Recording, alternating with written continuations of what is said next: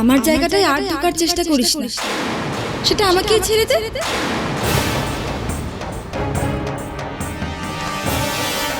এই নাও শরবতটা খেয়ে নাও তো। তুমি খাও না তাহলে আমিও খাবো না। বাবা, বোধহয় তুমি তোমার বউয়ের সাথে উপোস করছো নাকি? তাতে কারোর আপত্তি আছে নাকি? আর আমার স্ত্রীর পার্সোনাল ম্যাটারে কেউ নাক গলাক আমি সেটা একদম পছন্দ করি। আমি একদম চাই না কেউ আমাদের ব্যাপারে ইন্টারফেয়ার করে। আশা করি তুমি আমার বড় শালী হয়ে এই ব্যাপারটা মাথায় রাখবে। এত ভালোবাসা ভাগ্যশ্রীর হজম হবে তো? ভাগ্যশ্রী, আজ থেকে এই বাড়ির সব প্রদীপ তুমি জ্বালাবে। চিরটা কাল আমি এটাই চাই।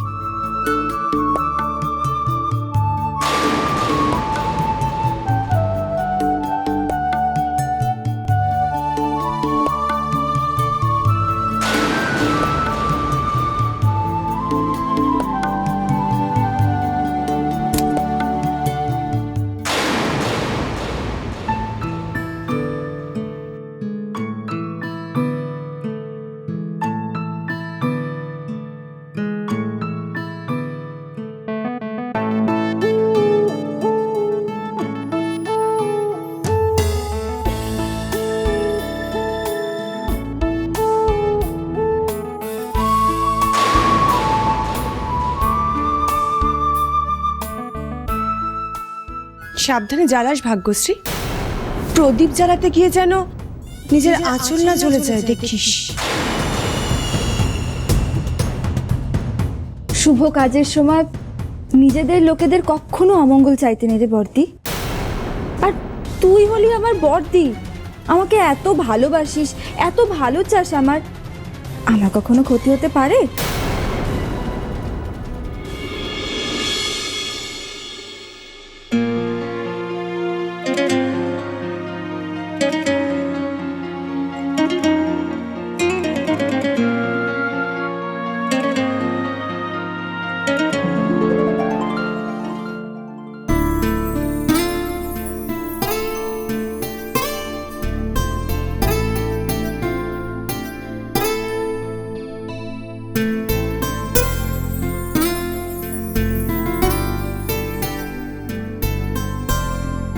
আমরা দুজনে একসাথে প্রদীপগুলো জ্বালাই।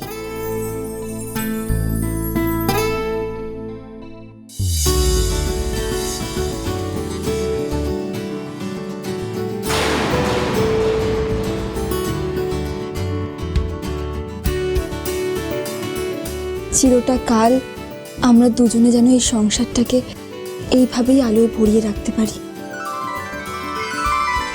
তুমি আমার হাতটা ধরে থেকো।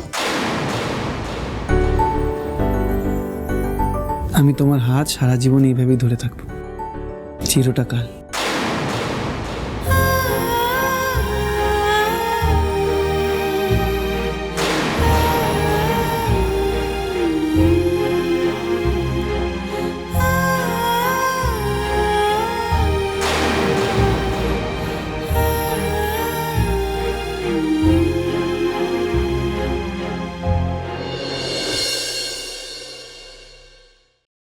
তুই খাবি না তো?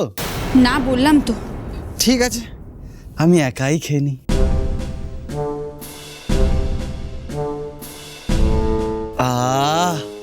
প্রাণটা জুড়িয়ে গেল।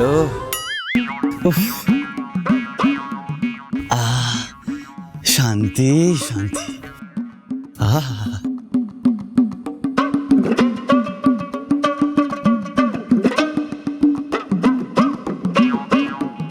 আমার এদিকে তেষ্টায় ছাতি ফেটে যাচ্ছে, আর গাম্বারটা ইচ্ছে করে আমাকে দেখিয়ে দেখিয়ে শরবত খাচ্ছে। বাঁদর, ছুঁচো। আমি খাবো না? না, আমি খেলে তো রুষার কাছে হেরে যাব। আমি খাবো না।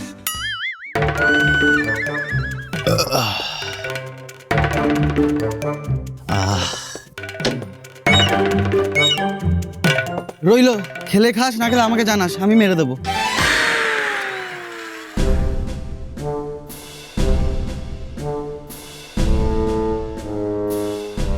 কেউ তো দেখছে না, রুষাও নেই যে আমাকে শরবতটা খেতে দেখলে টিটকিরি দেবে। চট করে খেয়ে নি।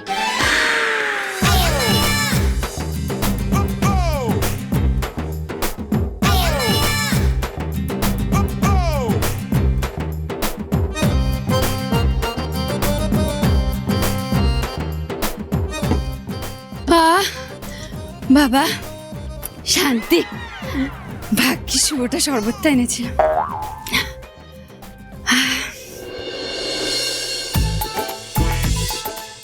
বুঝলে তো বৌদি, তোমার বোনটা না ফুল ছিটিয়াল একটা, তাই কোনো কাজ করাতে গেলে একটু টেরাভাবে করাতে হয়। মোয়েনে সেদিনকে কি আইডিয়া দিয়েছিল ওই পিৎজা খাওয়ার ছবিটা পাঠানো, সেম জিনিসটা অ্যাপ্লাই করলাম, হয়ে গেল।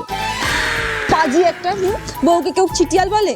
তুমি রিকোয়েস্ট করলে বলে না শরবতটা খাওয়ানোর জন্য এত সাদাসাদি করলাম, নইলে আমার বৌদিদিকে কেউ অপমান করলে এক গ্লাস জলও সাদি না আমি। আস্ত পাগল একটা। শুভ আমাকে তোমাকে কত ভালোবাসে না, কত শ্রদ্ধা করে। একটা ভালো লক্ষণ দেখেছো? ওদের দুজনের মধ্যে না আস্তে আস্তে বোঝাপড়া তৈরি হচ্ছে। তুমি দেখো, ওদের এই ঝগড়াটা থেকে ওদের মধ্যে প্রেম তৈরি হবে। চলো, ভেতরে কাজ আছে তো বাকি, আমাকে রান্নাঘরের দিকটা আবার দেখতে হবে। চলো।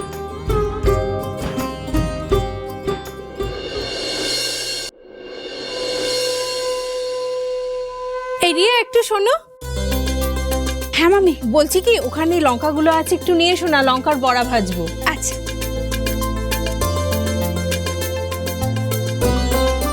এটা কি ভোগেতে লাগবে? না না, আরে শুভ লঙ্কার বড়া খেতে ভালোবাসে না, ওর জন্য বানাবো। আমি আর মামি বানিয়ে নেব। দেখ, না না, তুই বরং গিয়ে রেডি হয়ে নে, আমি লঙ্কার বড়াটা বানাচ্ছি।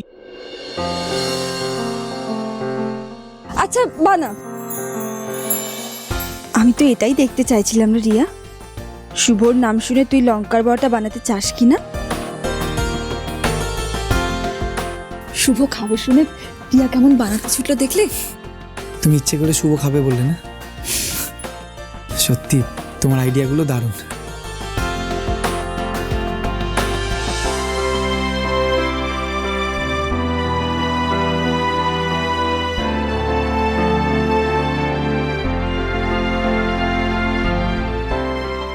শুভ, আমি উপোস করেছি জেনেও শরবত খেয়ে আমাকে লোভ দেখানো?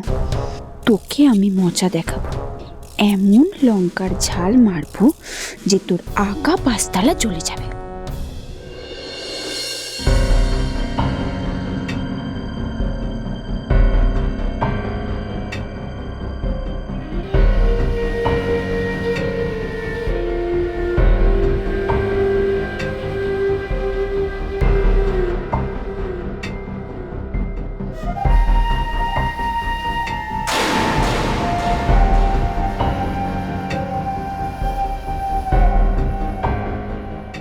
এই প্রদীপগুলো জ্বালানোর এখন আর তোমার কোনো অধিকার নেই। এই প্রদীপগুলো ভাগ্যশ্রী জ্বালাবে, কারণ ও আমার স্ত্রী, সরকার বাড়ির বড় বউ। আমার জায়গাটায় আর ঢোকার চেষ্টা করিস না, সেটা আমাকেই ছেড়ে দে।